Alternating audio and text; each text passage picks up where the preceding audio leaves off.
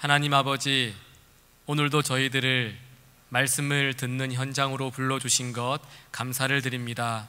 하나님, 저는 그저 하나님의 말씀을 외치는 자의 소리가 되게 도와주시옵시고, 하나님의 말씀만이 이곳에 임하여서 그 말씀을 잘 받고 말씀에 붙들려 살아가는 저희들 될 수 있도록 인도하여 주시옵소서. 감사드리며 예수님의 이름으로 기도드립니다. 아멘. 여러분 혹시 2020년도에 일어났던 정인이 사건을 기억하십니까? 16개월 된 입양아이 정인이가 이 양부모의 아동학대로 인해서 2020년 10월에 사망한 사건이에요. 아마 그 전 국민을 충격에 빠뜨린 사건이었을 것입니다. 2020년 초에 한 양부모가 홀트 아동복지회에서 8개월 정도 된 여아를 입양을 합니다. 이 아이가 정인인데 입양 이후부터 시작된 이 양부모의 장기간의 아동학대로 인해서 끝내 정인이는 이 1년 남짓한 인생을 살다가 결국 죽음을 맞이하게 됩니다. 그런데 이 충격적인 이 부분은 이 정인이를 입양한 이 부모가요, 그때 EBS 추석 특집으로 방송된 어느 평범한 가족에 출연을 해가지고 천사 같은 모습을 보여주었다라는 겁니다. 카메라를 찍고 있을 때는 아주 천사 같은 엄마 아빠의 모습을 보여주고, 카메라가 없을 때에는 이 정인이에 대한 학대를 일삼았던 것이죠. 아마 이 정인이가 어떻게 죽게 되었는지 여러분 잘 그때 기사를 통해 보셔서 아시겠지만, 이 직접적인 사인이 장기 파열이었어요. 장막간 출혈, 소장, 대장 파열, 췌장이 절단된 상태였다고 합니다. 이게 어느 정도의 어떤 그런 가혹한 학대가 일어났을 때 발생되는 손상들인가 했더니, 정인이 엄마 같은 사람이 소파에서 그 배 위로 뛰어내렸을 때 받는 그런 충격을 아이가 지속적으로 받았다라는 거예요. 그런데 이 정인이 사건이 우리에게 더욱더 큰 충격과 배신감을 안겨준 이유가 있습니다. 이 정인이의 양부모가 기독교인이었다라는 겁니다. 이 정인이의 엄마 아빠가요, 둘 다 목회자 집안에서 자랐고 둘 다 기독교 대학에서 함께 공부했던 캠퍼스 커플이었다라는 거예요. 그래서 이 사실 때문에 TV를 킬 때마다 이 정인이를 학대하여 사망케 한 양부모에게 붙여진 아주 불편한 수식어가 하나 있습니다. 무엇이겠어요? 그들은 기독교인이었습니다라는 거예요. 그 당시에 계속해서 기사화되면서 끊임없이 이 매스컴들은 이 사람들이 기독교인이었다, 이 사람들은 목회자 자녀들이었다, 이렇게 계속해서 기사에 나왔던 것입니다. 여러분 어떻습니까? 이런 사람들이 예수 믿는 사람들이라면 세상 사람들이 정말 예수님을 믿고 싶을까요? 그리스도인이 이럴 수 있을까? 그때 많은 분들이 이런 질문을 하면서 분노하며 그 기사들을 접했을 것입니다. 당시 이 사람들이, 세상 사람들이요, 이 양부모를 향해서 어떻게 불렀는지 아세요? 이 사람들은 악마다, 이 사람들은 괴물이다, 그렇게 불렀어요. 다시 말씀드리면 그리스도인은 악마라는 거예요. 그리스도인은 괴물이라는 것입니다. 여러분, 교회에 소속되어 있으면 다 그리스도인일까요? 여러분 어떻게 생각하십니까? 주일 출석만 잘하면 다 되는 겁니까? 그러면 우리는 그냥 천국 티켓을 가지고 어떻게 살아도 상관없이 천국에 갈 수 있는 걸까요? 작년에 기윤실에서 한국교회의 사회적 신뢰도 여론조사를 했습니다. 일반 국민 1000명을 대상으로 한국교회에 대한 신뢰도를 물어보았어요. 그랬더니 여러분 왼쪽 편이 이제 신뢰한다라는 표시인데, 신뢰한다가 21%, 신뢰하지 않는다가 74%였습니다. 신뢰한다 중에서도요, 매우 신뢰한다 2.7%, 약간 신뢰한다 18.3%였어요. 그러니까 한국 사회에서 5명 중에 4명은 한국 교회를 신뢰하지 못한다라는 거예요. 한국 교회도 신뢰하지 못하겠고 목사님과 성도님들의 말과 행동도 신뢰하지 못하겠다라고 그렇게 여론조사의 결과가 나왔다라는 겁니다. 한국 교회의 신뢰도가 이렇게 떨어지고 있어요, 여러분. 계속해서 코로나 이후에도 올라갈 생각을 하고 있지 않습니다. 그래서 지금의 한국 교회는 어느 때보다 세상으로부터 따가운 시선을 받고 있습니다. 복음의 능력을 세상에 전해야 할 기독교가 세상 사람들에게 종교 집단 중에 한 집단으로 그렇게 여겨지고 있다는 것입니다. 여러분, 이러할수록 우리는 말씀을 통해 다시 한번 그리스도인으로서의 저와 여러분들의 정체성을 점검해 보아야 할 것입니다. 그래서 오늘은 이 야고보서 1장의 말씀을 중심으로 구원받은 그리스도인들은 어떤 정체성을 가지고 살아가야 되는지를 한번 함께 고민해보고 생각해보는 시간을 갖도록 하겠습니다. 야고보서는 야고보가 쓴 편지입니다. 성경을 보시면 4명의 야고보가 나옵니다. 이 중에서 오늘 이 야고보서를 기록한 야고보는요, 예수님의 형제 야고보입니다. 예수님의 동생 야고보예요. 그런데 여러분, 말씀을 보시면 아시겠지만 야고보가 처음부터 예수님을 믿었던 것이 아니에요. 제가 이 말씀을 보면서 한편으로 이런 생각을 하게 되었어요. 예수님도 가족을 처음부터 구원하는 것이 참 힘드셨겠구나. 예수님의 동생도요, 처음부터 예수님을 믿은 것이 아니에요. 부활한 이후에, 예수님께서 부활하신 이후에 그 부활의 사건을 목격하고 그때부터 이제 예수님을 믿기 시작하면서 예루살렘 교회의 기둥 같은 인물이 된 사람이 야고보입니다. 그래서 바울 사도는 야고보를 향해서 예루살렘 교회의 기둥, 지극히 큰 사도들 중에 하나, 이렇게 이야기했던 인물이 바로 이 야고보였습니다. 이 야고보가 흩어져 있는 12지파들에게 보낸 편지가 야고보서인데요, 이 12지파라고 해서 구약의 12지파에게 보낸 편지가 아닙니다. 오늘 신약 성경에 나오고 있는 12지파란 유대인과 이방인을 포함해서 모두 부르심을 받은 자들, 교회, 종말론적인 새 이스라엘인 교회를 가리켜서 12지파라고 그렇게 일컫고 있는 것입니다. 이들은 흩어져 살고 있었습니다. 지리적으로나 사회적으로 로마 곳곳에 흩어져 살면서 믿음을 지키고 살아갔던 사람들, 그들이 흩어져 있는 12지파였습니다. 이들은 화려한 로마 제국의 변방에 흩어져 살면서 주류가 아닌 비주류로 살아갔습니다. 삶도 비주류였고 지역에 살아가는 지역도 비주류의 지역이었습니다. 그러다 보니 경제적으로, 정치적으로, 사회적으로 열악한 상황 속에서 살아갈 수밖에 없었던 것이죠. 직업을 빼앗기기도 하고 또 집단 따돌림을 당하기도 하면서 그렇게 믿음을 지키며 살아가야만 했습니다. 이런 힘든 현실 속에서 살아가는 동안 교회 안에서는 점점 더 부유해지는 사람과 점점 더 가난해지는 사람이 생겨나기 시작했습니다.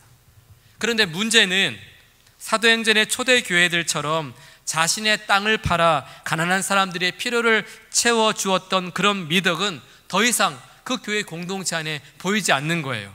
오히려 부와 가난의 문제가 더욱더 부각되기 시작했습니다. 급기야는 부를 쫓아가는 사람들로 인하여서, 가난을 부끄러워하는 사람들로 인하여서 급기야는 하나님만 바라봐야 할 마음이, 이 하나님만 바라봐야 할 그 한 가지 마음에 또 다른 마음이 생겨난 거예요. 그래서 야고보서는요, 우리에게 두 마음을 품지 말라라고 이렇게 말씀하고 있거든요. 그 당시 교회 안에 두 마음을 품은 그리스도인들이 생겨나기 시작했다라는 것입니다. 그러자 부유한 자들은 믿음의 부유함을 자랑하기보다는 오히려 자기 부를 자랑하기 시작하는 거예요. 그리고 가난한 사람들은요, 경제적인 박탈감을 느끼면서 그 가난을 부끄러워하기 시작했다라는 것입니다. 어느 순간 교회 공동체 안에 교회다움, 그리스도인다움은 다 사라져버리고 세상의 기준이 성도들의 삶의 기준이 되어버렸던 것이죠. 우리는 이것을 세속화라고 이야기합니다. 교회와 세상의 거룩한 벽이 다 허물어진 것입니다. 하나님보다 물질을 더 중요하게 여기게 되고 물질이 주는 그 허탄한 자랑들만 교회 안에 가득 차게 되었던 것입니다. 나를 높일 수 있는 부를 소유하기 위해서 서로 다투고 싸우면서 정작 그들은 자기가 소유하고 있어야 될 겸손한 신앙을 잃어버리는 그런 일들이 교회 안에서 끊임없이 발생하면서 오히려 부를 쫓아가는 두 마음을 품은 그리스도인들이 생겨나게 되었던 것이죠. 더 이상 신앙의 부요함이 교회의 우선순위가 되지 못하고 말았습니다. 흩어져 있는 12지파들은 이런 교회적인 위기 속에서 신앙을 지켜야만 했고 믿음의 삶을 살아가야만 했습니다. 그런데 이 상황이 여러분, 오늘 저와 여러분들이 처한 한국교회의 상황과 너무나 비슷하다라는 것입니다. 교회가 거룩성은 잃어버리고 신뢰도는 바닥을 치고 있고 입으로는 거룩을 외치고 세속화를 경계하면서도 물질의 부유함을 자랑하며 탐심에 끌려다니는 너무나 세속화되어 버린 한국교회의 상황과 너무나 비슷하게 되어버렸습니다.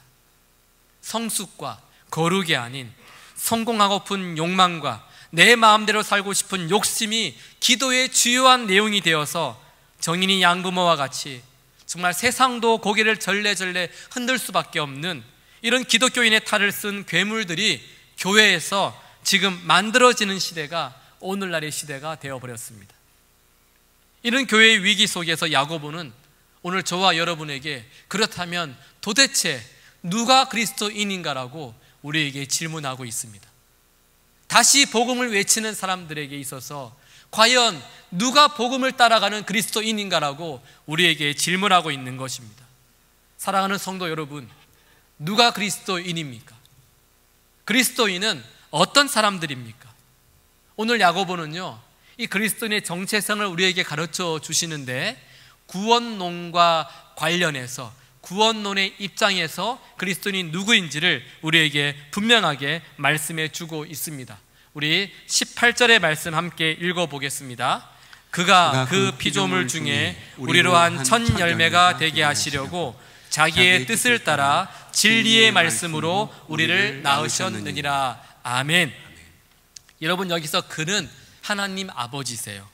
하나님 아버지께서 자기의 뜻을 따라 하나님 아버지의 뜻대로 우리를 낳으셨다라고 말씀하고 있습니다. 이것이 야고보가 말하고 있는 구원입니다. 어떻게 낳으셨어요, 여러분? 뒤에 말씀을 보시면 진리의 말씀으로 우리를 낳으셨어요. 이 진리의 말씀이라는 것은 여러분들이 잘 알고 계시는 복음을 의미합니다. 골로새서 1장 15절을 보시면요, 진리의 말씀이 곧 복음이라고 그렇게 분명하게 말씀해 주고 있어요. 하나님께서는 진리의 말씀 곧 복음으로 우리를 거듭나게 새롭게 태어나게 하셨다라는 것입니다. 말씀이 육신이 되어 이 땅에 오신 진리의 말씀이신 복음이신 예수님을 통하여 우리가 새롭게 태어나게 되었던 것이죠. 야고보는 이것을 가리켜서 구원이라고 우리에게 말씀해 주고 있습니다. 여러분, 이 구원에 우리의 공로나 우리의 노력이 조금이라도 들어 있습니까? 아니에요. 하나도 없습니다. 구원은 전적으로 야고보가 말씀하는 것처럼 아버지의 뜻을 따라야 해요. 만약 저와 여러분의 노력이나 공로가 조금이라도 구원에 영향을 미쳤다면 그 구원은 분한절할 수밖에 없을 것입니다. 그러면 구원은 은혜가 아니라 행위로 받게 되는 것이죠. 그렇게 이 야고보 사도가 구원은 믿음이 아니라 행위로 받는 것입니다라고 강조했다라면 이 야고보서는요, 마틴 루터가 말한 대로 지푸라기 서신일 수밖에 없을 것입니다. 그렇지만 야고보는 분명하게 우리에게 말씀하고 있어요. 구원은 하나님의 뜻을 따라라는 것입니다. 하나님의 그 주권적인 역사를 따라서 우리가 진리의 말씀이신 예수 복음으로 거듭났기 때문에 우리의 구원은 우리의 행위와 우리의 노력과는 상관없이 완전하다는 것이에요. 진리의 말씀으로 우리가 태어났기 때문입니다. 이런 관점에서 성경은 그리스도인을 이렇게 정의합니다. 하나님의 뜻을 따라 진리의 말씀으로 태어난 사람들, 이 사람들이 바로 그리스도인이라는 것입니다. 진리의 말씀으로, 예수 복음으로, 능력의 말씀으로 태어난 사람들을 그리스도인이라고 말씀하고 있습니다. 여러분이 진리의 말씀으로 태어난 사람들에게는 분명한 특징이 있습니다. 두 가지의 특징을 제가 여러분들에게 말씀을 드리고 싶은데, 여러분들에게 과연 이 두 가지 특징이 있는지, 내가 지금 그리스도인이라고 외치고 있는 나의 삶 가운데 이 두 가지 특징을 가지고 있는지를 한번 점검해 보는 시간이 되면 좋겠습니다. 우리 21절의 말씀 함께 읽어보겠습니다. 그러므로 모든 더러운 것과 넘치는 악을 내버리고 너희 영혼을 능히 구원할 바 마음에 심어진 말씀을 온유함으로 받으라. 아멘. 아멘. 진리의 말씀으로 태어난 사람들의 특징의 첫 번째는 영혼을 능히 구원할 말씀이 그 마음에 심겨진 사람이라는 것입니다. 영혼을 능히 구원할 능력의 말씀, 진리의 말씀이 그 마음에 심겨져 있는 사람이 그리스도인이라는 것이죠. 베드로전서 1장 23절과 25절의 말씀을 함께 읽어보겠습니다. 너희가 거듭난 것은 썩어질 씨로 된 것이 아니요 썩지 아니할 씨로 된 것이니 살아있고 항상 있는 하나님의 말씀으로 되었느니라. 오직 주의 말씀은 세세토록 있도다 하였으되 너희에게 전한 복음이 곧 이 말씀이니라. 아멘. 우리를 향하여서 살아있고 항상 있는 하나님의 말씀으로 우리가 거듭나게 되었다라고 말씀하면서 너희에게 전한 복음이 곧 이 말씀이라고 베드로 사도는 우리에게 가르쳐 주고 있습니다. 이처럼 항상 있는 하나님의 말씀으로 거듭난 사람이 그리스도인이라는 거죠. 그래서 씨앗이 땅에 심겨져 있는 것처럼 살아있고 항상 있는 하나님의 말씀이, 이 구원의 말씀, 진리의 말씀, 능력의 말씀이 마음속에 심겨져 있는 그 사람, 그가 그리스도인이라고 가르쳐주고 있는 것입니다. 그래서 이렇게 그리스도인을 정의할 수 있습니다. 하나님의 뜻을 따라 진리의 말씀, 복음의 말씀으로 거듭나서 우리의 영혼을 능히 구원할 살아있고 항상 있는 하나님의 말씀이 마음에 심겨진 사람, 복음이신 예수님께서 성취하시고 전하신 그 하나님의 말씀이 땅에 심겨진 씨앗처럼 그 심령에 단단히 심겨진 사람, 그 사람이 그리스도인이라는 것입니다. 사랑하는 성도 여러분, 우리 안에는 살아있는 영원한 하나님의 말씀이 심겨져 있습니다. 여러분 동의하십니까? 모든 더러운 것과 넘치는 악이 우리 안에 있는 것이 아니에요. 우리 그리스도인들 안에는 하나님의 말씀, 살아있는 말씀, 영원한 말씀이 심겨져 있다라는 것입니다. 저와 여러분 안에 이렇게 살아있는 영원한 말씀이 심겨져 있다면 어떻게 우리가 두 마음을 품고 살아갈 수 있겠습니까? 불가능한 일이에요. 어떻게 우리가 세상을 동경하며 살아갈 수 있겠습니까? 있을 수 없는 일이죠. 마음에 심겨진 말씀이 없으니까 무엇으로도 채워보고 싶고 그 무엇이 모든 더러운 것과 넘치는 악이라는 것입니다. 여러분의 삶 가운데, 여러분의 심령 가운데 말씀이 없다면 그 말씀 대신 채워지는 것은 모든 더러운 것과 악이라고 성경은 우리에게 가르쳐 주고 있습니다. 말씀이 없으면 육신의 정욕이 채워지는 거예요. 하나님의 말씀이 없으면 신앙의 부요함을 자랑하는 것이 아니라 이생의 자랑을 자랑하는 삶으로 살아갈 수밖에 없다라는 것입니다. 하나님의 말씀이 심겨진 사람, 그 사람이 그리스도인입니다. 또한 두 번째, 그리스도인의 정체성을 규정짓는 본질적인 특징이 있습니다. 무엇인가 하면 씨앗과 같이 마음에 심어진 진리의 말씀, 능력의 말씀을 온유함으로 받는 사람이 그리스도인이라는 거예요. 오늘 야고보서를 보시면 야고보는 우리에게 이렇게 권면합니다. 마음에 심어진 말씀을 온유함으로 받으라 라고 말씀하고 있어요. 여러분, 온유함으로 받으라 라는 뜻, 어떤 뜻일까요? 이미 우리의 마음에 말씀이 심겨져 있잖아요. 말씀이 심어져 있음에도 불구하고 야고보는 온유함으로 그 말씀을 받으라 이렇게 말씀하고 있어요. 22절부터 25절까지의 말씀을 보시면요, 온유함으로 받는다라는 것이 어떤 의미인지가 정확하게 기록되어져 있습니다. 우리 함께 한번 말씀을 읽어보겠습니다. 너희는 말씀을 행하는 자가 되고 듣기만 하여 자신을 속이는 자가 되지 말라. 누구든지 말씀을 듣고 행하지 아니하면 그는 거울로 자기의 생긴 얼굴을 보는 사람과 같아서 제 자신을 보고 가서 그 모습이 어떠했는지를 곧 잊어버리거니와 자유롭게 하는 온전한 율법을 들여다보고 있는 자는 듣고 잊어버리는 자가 아니요 실천하는 자니 이 사람은 그 행하는 일에 복을 받으리라. 아멘. 야고보 사도는 우리에게 분명하게 말씀하고 있습니다. 말씀을 온유함으로 받는다라는 것은 말씀을 듣고 행하는 것이라고 말씀하고 있어요. 말씀을 온유함으로 받는다라는 것은 말씀을 듣고 잊어버리는 것이 아니라 실천하는 것, 그것이 바로 온유함으로 받는 사람이라고 가르쳐주고 있는 것입니다. 씨앗과 같이 마음에 심겨진 하나님의 말씀을 받아들이고 그 말씀을 마음에 품어서 마치 땅이 씨앗을 품어 싹을 내듯이 그렇게 말씀에 싹을 틔우고 꽃을 피워 열매를 맺으라라고 우리에게 말씀하고 있는 거예요. 결국 여러분, 마음에 심어진 말씀을 온유함으로 받는 사람들이란 말씀을 듣고 행함으로 살아내는 사람들을 말하는 것입니다. 믿음으로 살아가는 사람들을 가리켜서 말씀을 온유함으로 받는 사람이라고 그렇게 말씀하고 있는 거예요. 믿는 척, 은혜 받은 척, 예수님을 믿고 그리스도인으로 살아가는 척 하지 말고 너희들에게 있는 그 마음에 심겨진 말씀을 온유함으로 받아 열매를 맺어라, 그렇게 말씀하고 있는 것입니다. 여러분, 이것이 그리스도인의 정체성이에요. 이 모든 것들을 정리해 보면 그리스도인의 정체성을 이렇게 정의할 수 있습니다. 우리 함께 한번 읽어보겠습니다.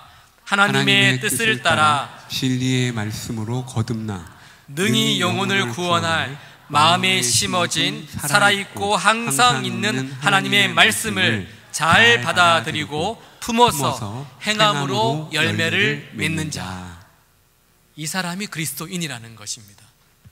저는 이 그리스도인의 정의 속에 여러분의 삶을 한번 점검해 보시면 좋겠습니다. 여러분, 말씀을 듣기만 하는 사람은 그리스도인이 아니에요. 착각하시면 안 돼요. 성경은요, 오늘 그런 사람들을 가리켜서 말씀을 듣고 은혜 받은 척 그리스도인들처럼 살아가는 사람들을 가리켜서 자신을 속이는 자라고 그렇게 말씀하고 있습니다. 스스로가 자신을 속이는 자라는 것입니다. 이런 사람들이 어떻게 자신을 속이는가 하면 말씀을 들은 것만으로 자신이 그 말씀을 다 알고 있고 말씀대로 행하여서 유익을 얻고 열매를 맺으며 살아가고 있는 것으로 스스로 착각하는 거예요. 착각하는 것을 가리켜서 스스로 속이는 자라고 말씀하고 있습니다. 스스로 속이는 자는 여러분, 그리스도인이 아니에요. 요즘 유튜브를 보시면요, 먹방, 쿡방, 여방이 너무 많이 나옵니다. 여러분, 여방이 뭔지 아세요? 여행 방송. 네, 먹방은요, 먹는 방송, 쿡방, 요리하는 방송이에요. 이런 방송들을 보면 사람들로 하여금요, 대리 만족을 느끼게 해요. 내가 집에서 보고 있는데 여행을 하고 있는 것처럼 느끼게 하고요, 내가 막 먹고 있는 것처럼 느끼게 하고 내가 요리를 잘하고 있는 것처럼 그렇게 느끼게 만든다라는 것입니다. 그저 영상만 보고만 있을 뿐인데 내 삶이 그 삶이 실제 삶이 아니잖아요. 보고 있는 삶을 내가 마치 실제적으로 행하는 삶으로 착각하게 만든다라는 거예요. 그렇게 살아보지도 않았고 먹어보지도 못했는데도 방송이 우리를 안다라고 이렇게 속이고 있는 것입니다. 이런 착각은 여방, 먹방, 쿡방만의 문제가 아니에요, 여러분. 신앙생활에서도 똑같이 자신을 속이는 일들이 끊임없이 일어나고 있습니다. 유튜브를 통해서 여러분들이 얼마나 많은 목사님들의 설교와 강의를 듣습니까? 정말 너무너무 좋은 말씀들과 강의들이 끊임없이 쏟아지고 있어요. 유튜브뿐만이 아닙니다, 여러분. TV와 CTS, CBS, 극동방송, 많은 그런 어떤 매체들을 통하여 우리는 수많은 설교와 수많은 찬양과 수많은 강의들을 듣고 있습니다. 그런데 이렇게 보고 들은 것만을 가지고 내가 지금 은혜를 받아서 엄청난 삶의 변화와 열매를 맺고 있다고 착각을 하는 거예요. 자신을 속이는 것입니다. 여러분들이 3시간, 4시간 찬송을 듣고 4시간, 5시간 말씀을 듣는다고 하더라도 여러분의 삶 가운데 심겨진 말씀이 싹을 틔우고 꽃을 피우고 열매를 맺어서 눈에 보이는 것이 드러나지 않는다라면 성경은 가짜 그리스도인이라고 말하고 있는 거예요. 여러분, 가짜 그리스도인은 그리스도인이 아닙니다. 왜 이런 현상이 일어나겠어요, 여러분? 내가 정말 믿음으로 살아가고 있는지 공동체가 없어져 있기 때문입니다. 내가 믿음으로 살아가고 있는지를 점검할 수 있는 소그룹이 없고 공동체가 없으니 그냥 지식적으로 내가 충만하면 은혜 받아서 열매 맺고 있는 것처럼 살아가고 있는 거예요. 공동체를 잃어버리면 우리는 여전히 내가 내가 원하는 대로 그것이 믿음인 것처럼 살아갈 수밖에 없는 것이죠. 이런 사람들이 많아지면 많아질수록 한국교회의 신뢰도, 성도들의 신뢰도는 더 떨어지게 될 것입니다. 그리스도인들의 범죄는요 더 늘어나게 될 거예요. 제가 사업하시는 집사님들이라든가 장로님들과 이렇게 이야기 나누면서 종종 듣는 얘기가 한 가지 있어요. 사업을 열심히 하려고 합니다.